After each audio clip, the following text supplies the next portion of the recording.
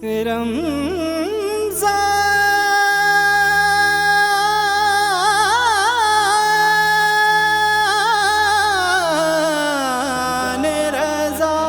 پستی سے بلندی کی طرف پرواز کرتا ہوں، خدا کے نام سے الفاظ کا آغاز کرتا ہوں۔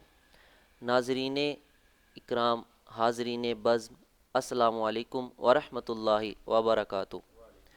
سلامتی ہو ان کانوں کی سماعت پر، اس دل کی ہر دھڑکن پر، اور اس قدم کی ہر آہٹ پر، اس جسم کے ہر سانس پر جو ہمیشہ حق کی متلاشی رہتی ہیں۔ الحمدللہ رب العالمین، والصلاة والسلام علی سید الانبیاء والمرسلین۔ ناظرین اکرام، محمد عبداللہ آپ کی خدمت میں آج 11 رمضان المبارک کی خصوصی نشریات کے ساتھ حاضر خدمت ہے، اور آج کی جو ہماری نشریات کا موضوع ہے وہ بھی بڑا اہمیت کا حامل ہے، بڑی شان رکھتا ہے، اس پر ہم بعد میں گفتگو کریں گے۔ تو میں آج کے جو ہمارے مہمان ہیں ان کا انٹروڈکشن کروانا چاہتا ہوں کہ آج جو ہمارے مہمان الحمدللہ یکم رمضان سے ابھی تک جتنے بھی مہمان آئے سب عالم دین تھے۔ یہ اللہ کا شکر ہے کہ اللہ نے یہ وقت ہمیں عالم دین کے ساتھ گزارنے کا موقع دیا۔ تو میری مراد جناب قاری القراء فخر القراء قاری اسد حسینی صاحب، آپ میرے پاس تشریف لائے، آپ کا میں شکریہ ادا کرتا ہوں، خیر مقدم کہتا ہوں، آپ نے ہمیں وقت دیا، اللہ آپ کو سلامت رکھے۔ انہی کے ساتھ نعت رسول مقبول کے گجرے نچھاور کرنے کے لیے جو میرے پاس مہمان تشریف لائے، حافظ محمد یوسف قادری صاحب، حضرت میں آپ کو بھی خیر مقدم کہتا ہوں، آپ کا شکریہ ادا کرتا ہوں، آپ نے ہمیں وقت دیا۔ اور ناظرین اکرام، پروگرام کے دو ہمارے حصے ہوتے ہیں، ایک تلاوت الہی نعت اس میں ہوتی ہے، اور دوسرا جو ہمارا علم کا سمندر ہوتا ہے وہ عالم ذیشان کے ساتھ ہوتا ہے۔ تو آج کے ہمارے مذہبی اسکالر اللہ تعالیٰ نے بڑی عزت سے نوازا، حضرت علامہ مولانا غلام یاسین قادری صاحب، آپ ہمارے پاس تشریف لائے۔ حضرت میں خیر مقدم کہتا ہوں، آپ کو شکریہ ادا کرتا ہوں، اللہ آپ کو اس کی جزا عطا فرمائے۔ اور انہی کے ساتھ بہت ہی عزت مآب میرے مہمان جناب قاری محمد اشرف سعیدی صاحب، آپ تشریف لائے، حضرت آپ کو بھی میں خیر مقدم کہتا ہوں۔ تو ناظرین اکرام، معمول کی طرح ہمارے پروگرام کا آغاز تلاوت الہی سے ہوتا ہے۔ حضور آپ تلاوت الہی شروع کیجیے۔ اعوذ باللہ من الشیطان الرجیم، سبحان اللہ۔ بسم اللہ الرحمن الرحیم،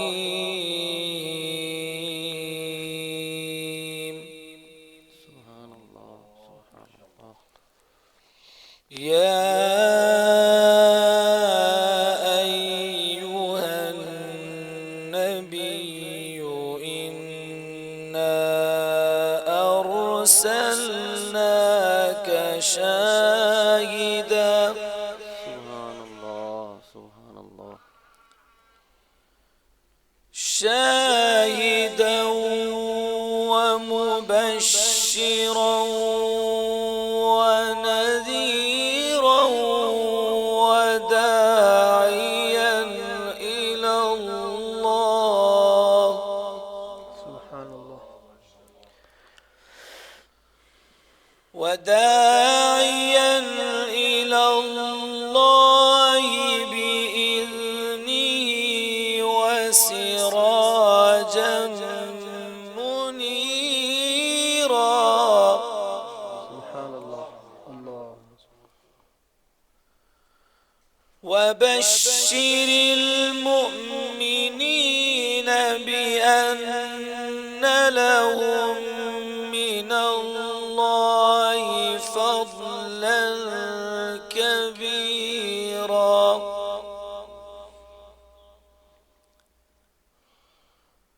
ولا تطع الكافرين والمنافقين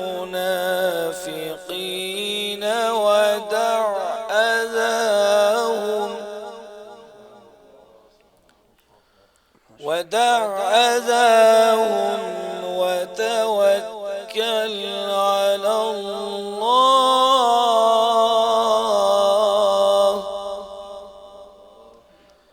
وكفى بالله وكيلا وتوكل على الله وكفى بالله وكيلا صدق الله العلي العظيم. تو ناظرین اکرام، بہت ہی خوبصورت انداز میں قاری صاحب تلاوت الہی سے ہمارے پروگرام کا آغاز فرما رہے تھے. اللہ آپ کے علم میں، سوز گداز میں مزید برکت عطا فرمائے. تو یہ ہو نہیں سکتا کہ تلاوت قرآن ہو اور اس کے بعد ہی فوراً حضور کا ذکر نہ ہو. یہ ہماری نشست کا حصہ اس طرح نہیں ہو سکتا.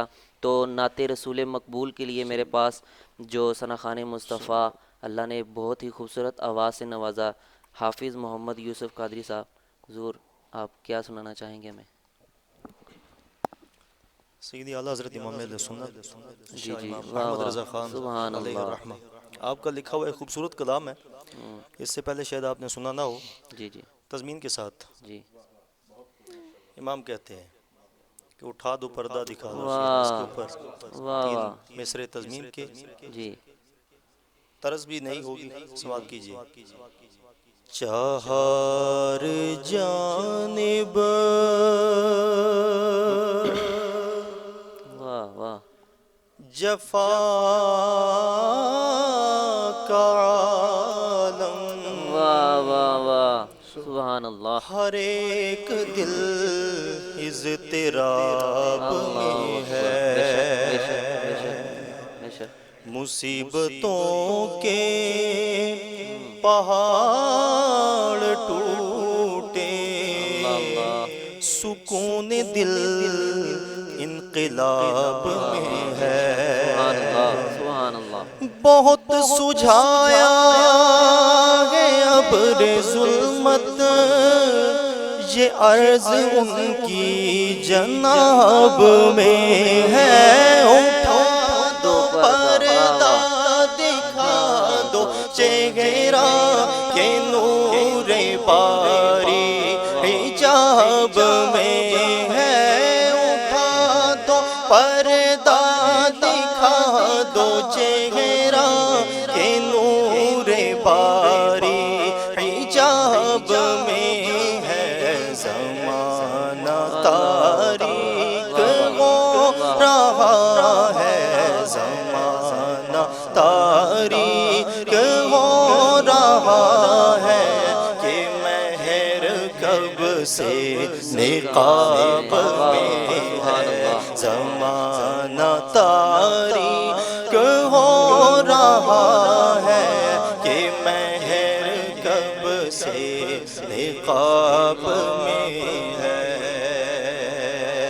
انہی سے روشن ہے سارا عالم، انہی سے روشن ہر انجمن ہے. انہی کے صدقے میں گل کھلے ہیں، انہی سے کلیوں میں باغ بن ہے. انہی سے نسلیں مہک رہی ہیں، انہی سے ہر ذرہ گل بدن ہے. انہی کی بو مایائے سمن ہے، انہی کا جلوہ چمن چمن ہے. انہی سے گلشن مہک رہے ہیں، انہی کی رنگت گلاب میں ہے. انہی سے گلشن مہک رہے ہیں، انہی کی رنگت گلاب میں ہے. زمانہ تاریک ہو رہا ہے، کہ مہر کب سے نقاب میں ہے. نبی ہے قاسم خدا ہے معطی، دیا ہے سب کچھ انہیں خدا نے. عنایت و بخشش و کرم کے ہر ایک زباں پر سنے ترانے. تو مچل کے خوشیوں میں ہے سنایا یہ مجدہ راجا فضا رضا نے کریم ایسا ملا کہ جس کے کھلے ہیں ہاتھ اور بھرے خزانے کریم ایسا ملا کہ جس کے کھلے ہیں ہاتھ اور بھرے خزانے بتاؤ اے مفلسوں کے پھر کیوں تمہارا دل اضطراب میں ہے بتاؤ اے مفلسوں کے پھر کیوں تمہارا دل اضطراب میں ہے تباہیوں میں پڑا ہے ازہر خدا قہار جلوہ فرما زمین ہے تپتی گرم گرم ہے سورج حساب لے کر نہ اور گرما مصیبتوں کی گھٹا ہے چھائی خدا کے خورشید مہر فرما کریم اپنے کرم کا صدقہ لائی میں بے قدر کو نہ شرما تو اور رضا سے حساب لینا تو اور رضا سے حساب لینا رضا بھی کوئی حساب میں ہے تو اور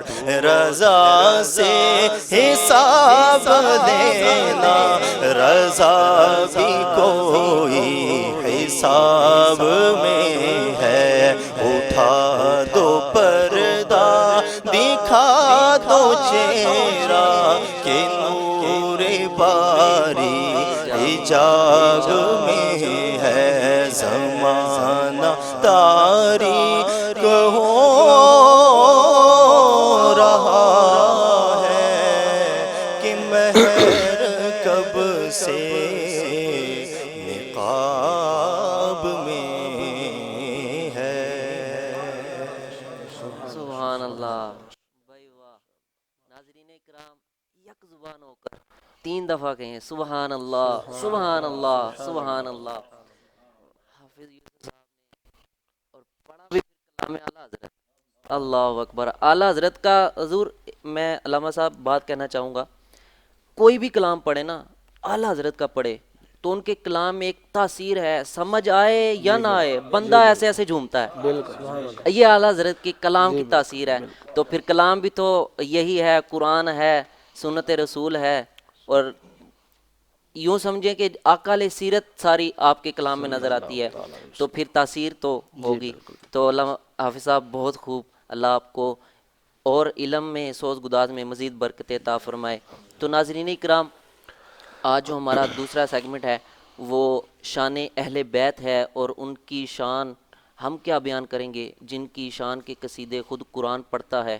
اور جن کی شان خود مصطفیٰ بیان فرماتے ہیں ہم تو صرف برکت حاصل کرنے کے لیے ان کا ذکر کرتے ہیں اور الحمدللہ اللہ کے کرم سے کرتے رہیں گے اور تا قیامت تک کریں گے تو یہ اللہ کی عطا ہمیں نصیب ہوئی اللہ کا بہت شکر ہے اس پہ تو علامہ صاحب کی طرف بڑھتا ہوں علامہ صاحب آپ پہلے اس بات میں گزارش کروں گا آپ سے کہ آپ یہ بات ارشاد فرما دیں کہ جو اہل بیت میں شامل ہیں اگر وہ بیان کر دی جائیں تاکہ لوگوں کو پتہ چلے کہ اہل بیت کا مطلب کیا ہے اور اس میں شامل کون کون سے لوگ ہیں آپ اس پر کیا رہنمائی فرمائیں گے ہماری بسم اللہ الرحمن الرحیم نحمد و نصلی علی رسولہ الکریم اللہم صلی علی سیدنا و مولانا محمد معدن الجود والکرم و آلہ و صحبہ و بارک وسلم حمد و صلاۃ کے بعد پہلے تو عبداللہ بھائی اور میں آپ کی سب ٹیم کا خصوصاً جن کے تعاون سے میں یہاں حاضر ہوا حافظ نعیم صاحب جی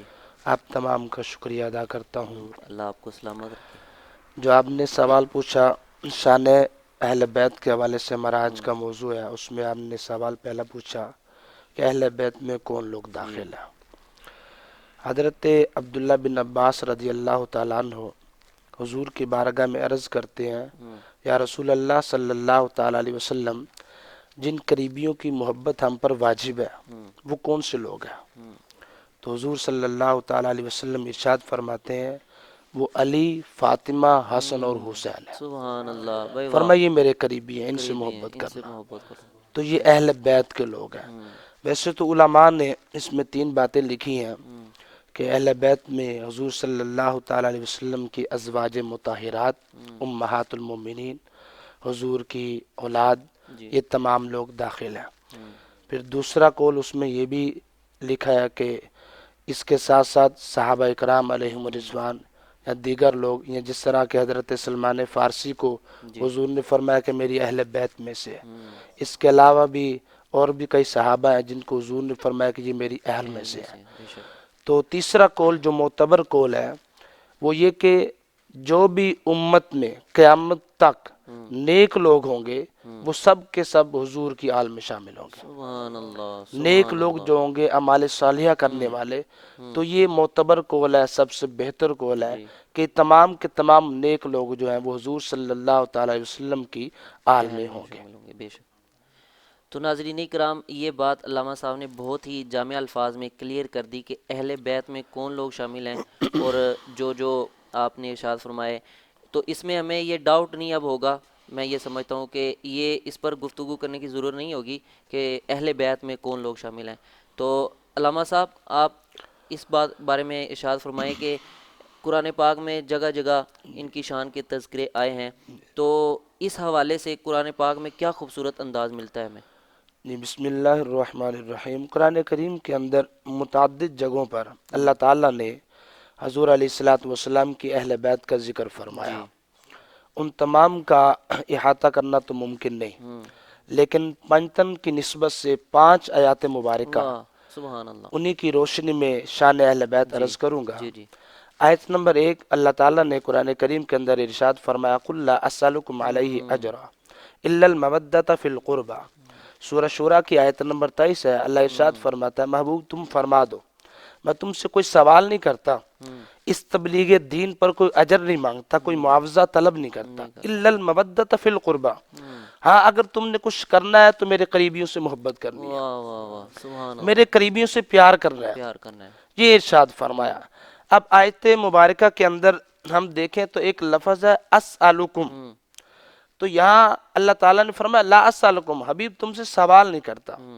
یہاں لا اطلبکم بھی کہا جا سکتا تھا، اس طرح کا کوئی اور لفظ بھی استعمال کیا جا سکتا تھا، اس کا معنی بھی یہی ہے، لیکن لا اسألکم فرمایا، اور یہ بڑا کمال کا محبت والا نقطہ ہے، ادب والا نقطہ ہے۔ لا اسألکم اس لیے فرمایا کہ حبیب صلی اللہ تعالیٰ علیہ وسلم تم سے سوال نہیں کر رہے، بلکہ تم سب در مصطفیٰ کے سوالی ہو، واہ، سبحان اللہ، بے شک۔ منگتے خالی ہاتھ نہ لوٹے، واہ واہ واہ واہ، کتنی ملی خیرات نہ پوچھو، خیرات نہ پوچھو، بے ان شک۔ کا کرم پھر ان کا کرم، ان کے کرم کی بات نہ بھائی، پوچھو۔ واہ واہ واہ واہ واہ، بے شک۔ دوسری آیت مبارکہ کی طرف بڑھتے ہیں، اللہ تعالیٰ نے سورہ آل عمران کی آیت نمبر 61 کے اندر ارشاد فرمایا، فَقُلْ تَعَالَوْا نَدْعُوا أَبْنَاءَنَا وَأَبْنَاءَكُمْ۔ آیت نمبر 61 کا یہ حصہ ہے جس میں مباہلے کا ذکر ہے۔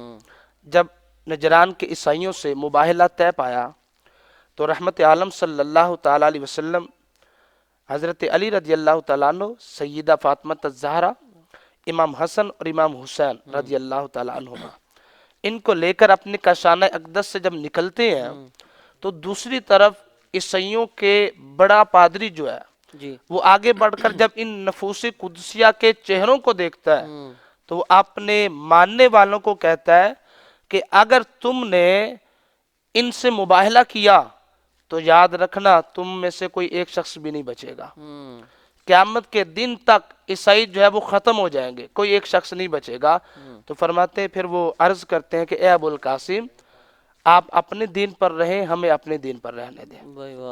ہم آگے بڑھتے ہیں تیسری آیت مبارکہ کی طرف، تو اللہ تعالیٰ نے سورہ بقرہ کی آیت نمبر 207 کے اندر ارشاد فرمایا وَمِنَ النَّاسِ مَن يَشْرِي نَفْسَهُ ابْتِغَاءَ مَرْضَاتِ اللَّهِ، جی فرمایا لوگوں میں سے وہ جو اللہ کی رضا کے لیے اپنی جان قربان کر دیتے ہیں۔ ہوں اس آیت مبارکہ کے تحت امام رازی رحمۃ اللہ تعالی علیہ ارشاد فرماتے ہیں کہ جب آقا رحمت صلی اللہ تعالی علیہ وسلم نے مولا علی شیر خدا رضی اللہ تعالیٰ عنہ کو اپنے بستر پر سلایا ہوں معراج کے اپنا ہجرت کی رات، جی جب سیدنا علی شیر خدا کو وہاں سلا کر حضور چلے گئے تو فرماتے اللہ تعالیٰ جبریل امین علیہ الصلوۃ والسلام اور میکائیل علیہ السلام کے سامنے ارشاد فرماتا ہے اے میرے فرشتوں دیکھو علی میرے حبیب پر جان قربان کر رہا ہے، ہوں علی میرے نبی پر جان قربان کر رہا ہے۔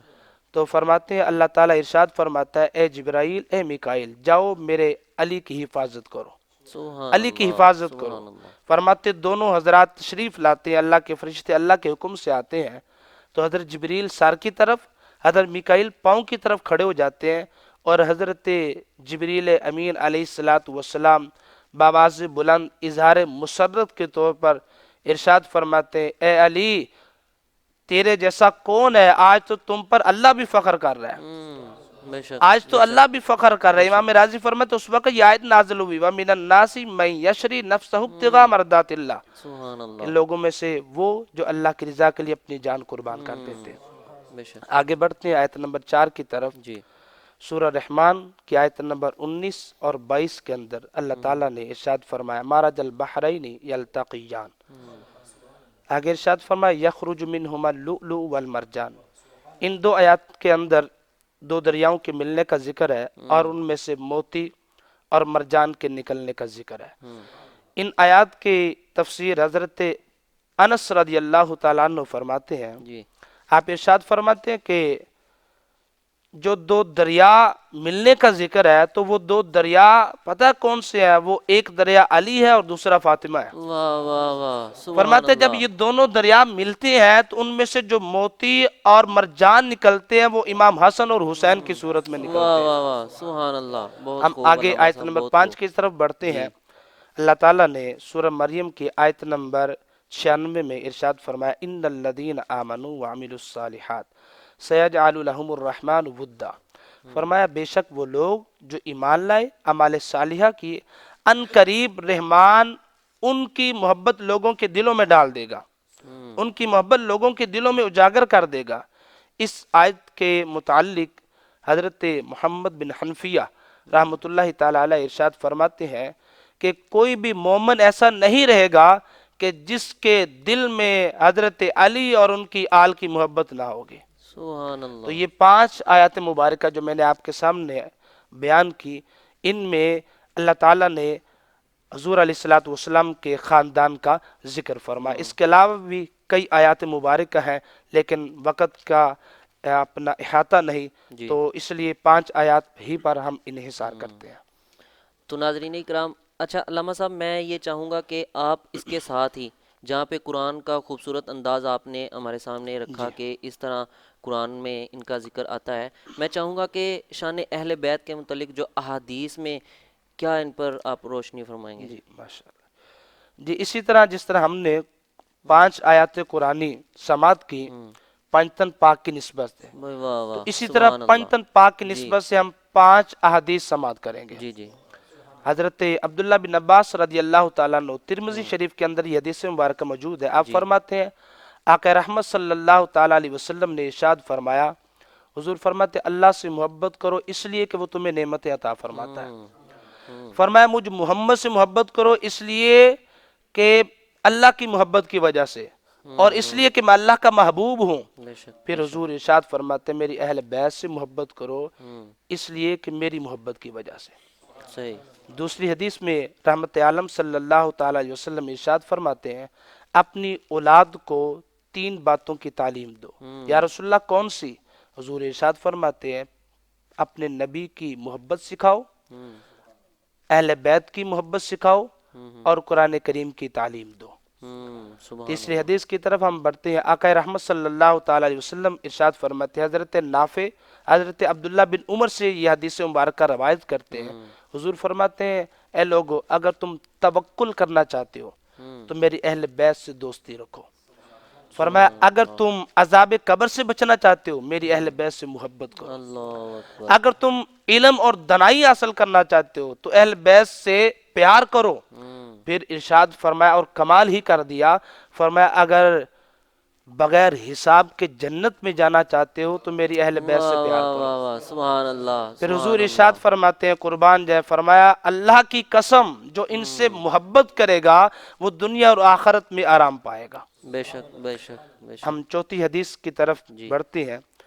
رحمت عالم صلی اللہ تعالی علیہ وسلم حجت الوداع کے موقع پر اپنی ناقہ پر جب خطبہ ارشاد فرما رہے تھے، خطبہ کے دوران حضور فرماتے ہیں اے لوگو میں دو چیزیں چھوڑ کے جا رہا ہوں، ایک اللہ کی کتاب قرآن اور دوسری اپنی اطرت اپنی اہل بیت۔ فرمایا ان دونوں کا دامن تھام کے رکھنا تم کبھی گمراہ نہیں ہوگے۔ بے شک بے شک، پانچویں حدیث کی طرف ہم بڑھتے ہیں۔ رحمت عالم صلی اللہ تعالی علیہ وسلم کے صحابی حضرت ابو ذر رضی اللہ تعالی عنہ قربان جائیں کعبے کا دروازہ پکڑ کر یوں اعلان فرماتے ہیں اے لوگو جو مجھے پہچانتا ہے وہ پہچانتا ہے اور جو نہیں پہچانتا میں اس کو پہچان کراتا ہوں، میں ابو ذر ہوں، میں نے رحمت عالم صلی اللہ تعالی علیہ وسلم سے سنا ہے۔ میرے حضور ارشاد فرماتے ہیں کہ میری اہل بیت کی مثال تمہارے درمیان کشتی نوح کی طرح ہے۔ فرمایا جو اس کشتی نوح میں سوار ہوا وہ غرق ہونے سے بچ گیا، بے اور شک جو بے شک، جس نے اس سے روح گردانی کی منہ پھیرا فرمایا وہ غرق ہو گیا۔ تو فرمایا اسی طرح جو اس کشتی اہل بیت میں سوار ہو گیا تو وہ گمراہی سے بچ گیا، اور جس نے اس کشتی سے منہ پھیرا تو فرمایا وہ دلالت گمراہی کے گڑھوں میں جا پڑے گا۔ بیدم وارسی نے قلم اٹھایا تو کمال کر دیا، فرماتے بیدم یہی تو پانچ ہے مقصود کائنات، واہ خیر واہ النساء واہ واہ، حسین و حسن مصطفیٰ و مصطفیٰ علی۔ علی، واہ واہ واہ، علامہ صاحب اللہ آپ کو سلامت رکھے، بہت ہی جامع الفاظ میں آپ گفتگو فرما رہے ہیں۔ تو ناظرین گفتگو چلتی رہے گی، تو میں قاری محمد اشرف سعیدی صاحب کی طرف بڑھتا ہوں۔ حضرت آپ ایک معاشرے پر بہت گہری نظر رکھتے ہیں، آپ میں یہ چاہوں گا کہ ہمارے ناظرین کو ایک پیغام دے دیں کہ جو ہم نے الحمدللہ اللہ کی توفیق سے یہ پروگرام کا آغاز کیا ہے، اس کے بارے میں آپ کیا کمنٹس دیں گے ہمیں؟ اعوذ باللہ من الشیطان الرجیم، بسم اللہ الرحمن الرحیم۔ الحمدللہ میں آج رمضان رضا خصوصی نشریات میں تشریف لایا ہوں، جی ماشاءاللہ دل باغ باغ ہو گیا۔ میں پیش کرتا ہوں رمضان رضا کی پوری ٹیم کو مبارکباد، اللہ پاک آپ سب کو سلامت رکھے۔ اللہ آپ یہ بہت ہی اچھا کام کر رہے ہیں ماشاءاللہ، بہت ہی اچھی ٹیم ہے جو رمضان مبارک میں الحمدللہ یہ سب اہتمام کر کے جی لوگوں کو اچھے پیغام دے رہے ہیں، اور لوگوں کو اس پیغام کو ماشاءاللہ نظر انداز نہیں کرنا چاہیے، اس کو سن کر عمل کرنا چاہیے۔ اللہ پاک سب کو نیک عمل کرنے کی توفیق عطا فرمائے، اور اللہ پاک ان سب کو عمل کرنے کی توفیق عطا فرمائے، کیونکہ رمضان کریم میں جتنا بھی یہ نیک اعمال کریں گے اور جتنا بھی ماشاءاللہ نیکی کریں گے اللہ پاک ان کو دگنا ثواب عطا کرے گا۔ جی جی، میں شکر گزار ہوں آپ سب کا، اللہ پاک آپ سب کو۔ حضور جزاک اللہ۔ تو ناظرین اکرام یہ مقصد بھی یہی ہے کہ اس پلیٹ فارم سے جو آسان کر کے مسائل اور جو معاشرے کی ضرورت ہے علامہ صاحب وہ لوگوں تک فراہم کی جائے، کیونکہ یہ مہینہ ایسا ہے نیکیاں کمانے کا مہینہ ہے۔ اللہ تعالیٰ نے الحمدللہ صحت کے ساتھ اور بالکل ہمیں کوئی ٹینشن نہیں ہے تو رمضان میں داخل کیا، تو ہمیں اس موقع سے بھرپور فائدہ اٹھانا چاہیے۔ تو میں دوبارہ علامہ صاحب کی طرف چلتا ہوں۔ حضور آپ جو اہل بیت کے حوالے سے ایک واقعہ جو حضرت ابو بکر صدیق اور حضرت علی کا ہے، میں چاہوں گا کہ وہ آپ ناظرین کے سامنے رکھیں۔ بسم اللہ الرحمن الرحیم۔ ہمارے معاشرے کے اندر کچھ لوگ ایسے ہیں جو امت کے اندر فتنے کو پروموٹ کرتے ہیں، انارکی پھیلانے کی کوشش کرتے ہیں، ایسے ہی امت کو تقسیم کرنے کی کوشش کرتے ہیں۔ حالانکہ آقا رحمت صلی اللہ تعالی علیہ وسلم کے جتنے بھی صحابہ تھے وہ سب عادل اور متقی تھے۔ حضرت علی شیر خدا رضی اللہ تعالیٰ عنہ اور سیدنا صدیق اکبر رضی اللہ تعالیٰ عنہ، ان کے جو مواقع عرض کروں گا، جی آپ دیکھیں گے کتنی محبت تھی، کتنے واہ۔ گہرے تعلقات تھے۔ ہم، حضرت ابو ہریرہ رضی اللہ تعالیٰ عنہ بیان کرتے ہیں کہ آقا رحمت صلی اللہ تعالیٰ علیہ وسلم کے دونوں غلام سیدنا صدیق اکبر، مولا علی شیر خدا رضی اللہ تعالیٰ عنہما، فرماتے یہ دونوں تشریف لاتے ہیں آستانہ رسول پہ۔ واہ سبحان فرماتے اللہ۔ حضرت علی حضرت ابو بکر سے فرماتے ہیں ابو بکر آپ آگے بڑھیے اور دروازے پہ دستک دیجئے۔ ہم، تو حضرت ابو بکر فرماتے ہیں اے علی، اے دماد رسول، آپ آگے بڑھیے اور آپ دستک دیجئے۔ اللہ اکبر۔ تو قربان جائے آپ ذرا ان کی محبت دیکھیے گا۔ حضرت علی رضی اللہ تعالیٰ عنہ فرماتے ہیں اے ابو بکر، میں اس شخص سے آگے کیسے بڑھ سکتا ہوں اللہ جس کے بارے میں آقا رحمت صلی اللہ تعالیٰ علیہ وسلم فرماتے ہیں کہ مجھ محمد کے بعد کسی شخص پر سورج طلوع اور غروب نہیں ہوا جو ابو بکر سے افضل ہو۔ سبحان اللہ اب سبحان حضرت ابو اللہ۔ بکر رضی اللہ تعالیٰ عنہ ارشاد فرماتے ہیں اے علی، میں اس سے آگے کیسے بڑھ سکتا ہوں جس کے بارے میں سرکار فرماتے ہیں کہ میں نے بہتر عورت کو بہتر شخص کے نکاح میں دے دیا۔ پھر حضرت علی رضی اللہ تعالیٰ عنہ ارشاد فرماتے ہیں ابو بکر، میں اس سے آگے کیسے بڑھ سکتا ہوں جس کے بارے میں میری سرکار فرماتے ہیں کہ جو شخص حضرت ابراہیم کا سینہ مبارک دیکھنا چاہے تو وہ حضرت ابو بکر کا سینہ دیکھ لے۔ سبحان اللہ۔ تو حضرت علی رضی اللہ تعالیٰ عنہ ارشاد فرماتے ہیں کہ اے ابو بکر، میں اس شخص سے آگے کیسے بڑھ سکتا ہوں جس کے بارے میں سرکار صلی اللہ تعالیٰ علیہ وسلم فرماتے ہیں کہ جس نے حضرت ابراہیم کا سینہ دیکھنا چاہتا ہو تو وہ ابو بکر کا سینہ دیکھ لے۔ سبحان اللہ۔ حضرت ابو بکر صدیق رضی اللہ تعالیٰ عنہ پھر ارشاد فرماتے ہیں اے علی، میں اس شخص سے آگے کیسے بڑھ سکتا ہوں جس کے بارے میں رحمت عالم صلی اللہ تعالیٰ علیہ وسلم ارشاد فرماتے ہیں جو حضرت آدم کا سینہ دیکھنا چاہے، جو حسن یوسف دیکھنا چاہے، جو حضرت موسیٰ علیہ السلام اور ان کی نماز کو دیکھنا چاہے، جو حضرت عیسیٰ علیہ السلام اور ان کے زہد و تقوی کو دیکھنا چاہے، جو آقا رحمت صلی اللہ تعالیٰ علیہ وسلم اور ان کے خلق عظیم کو دیکھنا چاہے وہ مولا علی کو دیکھ لے۔ سبحان اللہ سبحان اللہ۔ پھر حضرت علی رضی اللہ تعالیٰ عنہ ارشاد فرماتے ہیں ابو بکر، میں اس سے آگے بڑھنے کی کیسے ہمت کر سکتا ہوں جس کے بارے میں میری سرکار فرماتے ہیں واہ واہ۔ کہ قیامت کا دن ہوگا، لوگ حسرت کر رہے ہوں گے، ندامت کر رہے ہوں گے، شرمندہ ہوں گے۔ فرمایا اس دن اللہ کی طرف سے ایک منادی ندا کرے گا اے ابو بکر، تم اپنے محبوب کی رفاقت اور معیت میں جنت میں داخل ہو جاؤ۔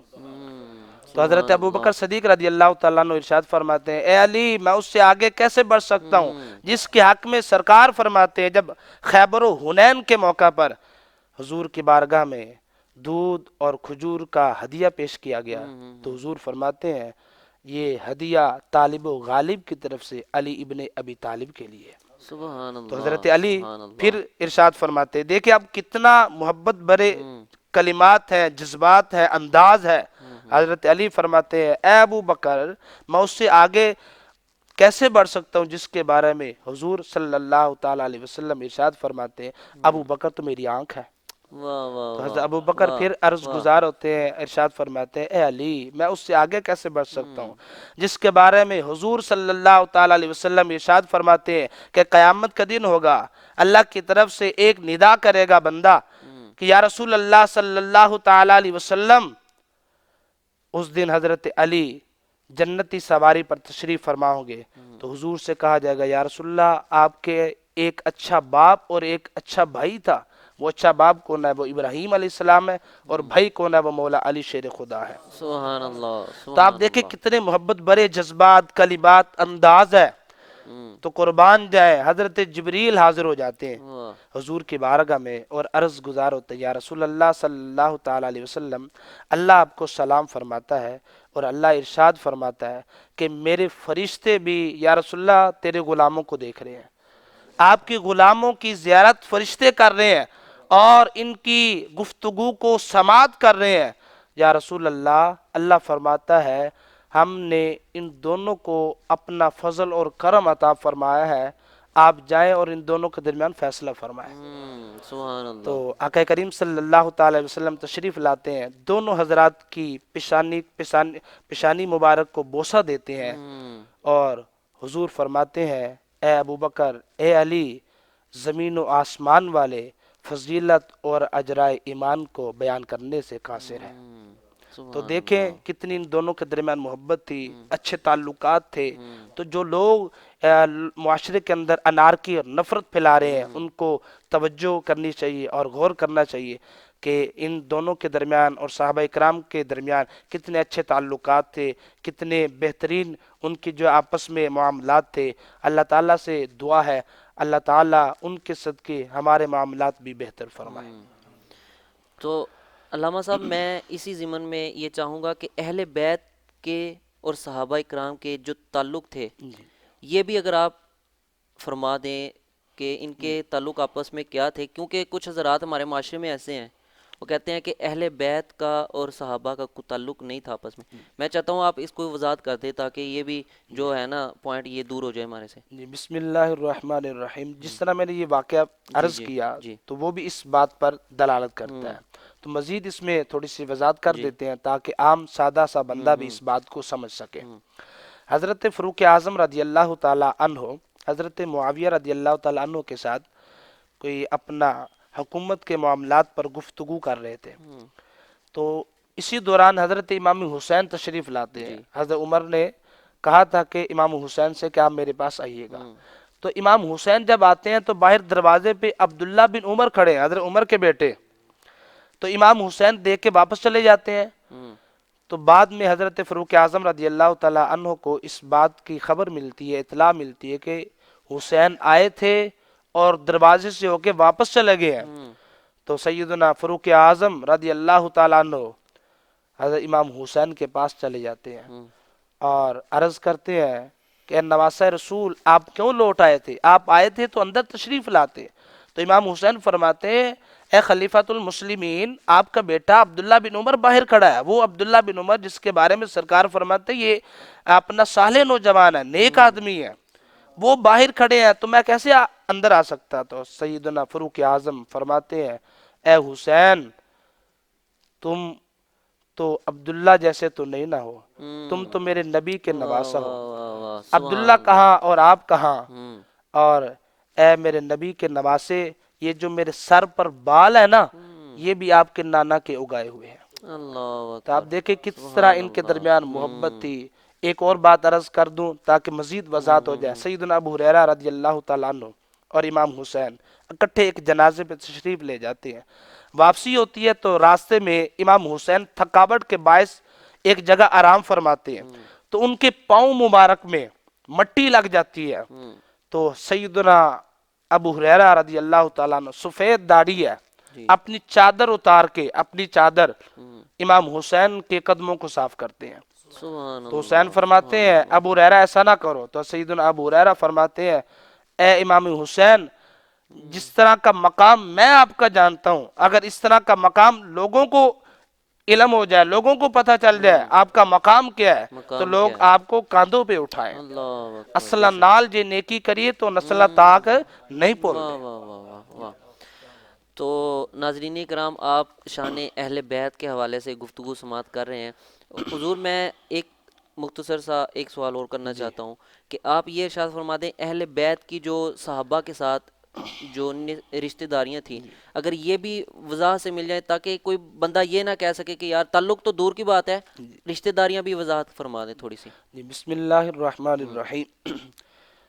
ایک تو ہمارے جس طرح تعلقات ہوتے ہیں، دوسرا جو ہم رشتہ داریاں کرتے ہیں تو رشتہ داریوں کی بنیاد پر تعلقات میں مزید پختگی آ جاتی ہے، مضبوطی آ جاتی ہے. تو صحابہ اکرام علیہم رضوان اور اہل بیت کے آپس میں گہرے تعلقات اور رشتہ داریاں تھیں. ان میں سے پہلا رشتہ سیدہ عائشہ صدیقہ رضی اللہ تعالی عنہ کا نکاح جو آقا رحمت صلی اللہ تعالی علیہ وسلم سے ہوا اور وہ ام المومنین ہے. اسی طرح سیدنا فاروق اعظم کی بیٹی حضرت حفصہ رضی اللہ تعالی عنہ بھی ام المومنین ہے. اور دوسری طرف دیکھیں تو سرکار صلی اللہ تعالی علیہ وسلم کی دو بیٹیاں حضرت عثمان غنی کے نکاح میں ہیں اور ایک بیٹی مولا علی شیر خدا کے نکاح میں. ایک تو یہ تعلق ہو گیا، یہ رشتہ داری ہوگی. اور دوسری طرف آپ دیکھیں گا جو میں بات اب عرض کرنے جا رہا ہوں، حضرت اسماء رضی اللہ تعالیٰ عنہ یہ بیوی ہیں حضرت جعفر طیار کی جو مولا علی شیر خدا کے سگے بھائی ہیں. جب سیدنا جعفر طیار رضی اللہ تعالیٰ عنہ غزوہ موتا میں 8 ہجری میں شہید ہو جاتے ہیں، تو ان کے بعد حضرت اسما کا نکاح سیدنا صدیق اکبر سے ہوتا ہے، اور ان کے حضرت جعفر طیار سے 2 بیٹے ہیں، عبداللہ اور محمد۔ پھر جب نکاح سیدنا صدیق اکبر سے ہوتا ہے تو ان سے بھی ایک بیٹا پیدا ہوتا ہے، محمد بن ابو بکر۔ پھر جب سیدنا صدیق اکبر کا وصال ہوتا ہے تو پھر یہی حضرت اسما نکاح کرتی ہے مولا علی شیر خدا سے، اور جب سیدنا علی شیر خدا سے نکاح ہوتا ہے تو اس وقت محمد بن ابو بکر چھوٹے ہوتے ہیں اور 7 ہوتے ہیں، حضرت علی کے گھر میں آتے ہیں، اور حضرت علی رضی اللہ تعالیٰ عنہ فرمایا کرتے تھے کہ یہ محمد بن ابو بکر کی پشت سے میرا بیٹا ہے، ابو بکر کی پشت سے میرا بیٹا ہے۔ تو حضرت اسما کا نکاح حضرت علی سے ہوا، اور یہاں سے بھی ان کے 2 بیٹے عون بن علی اور یحییٰ بن علی پیدا ہوئے۔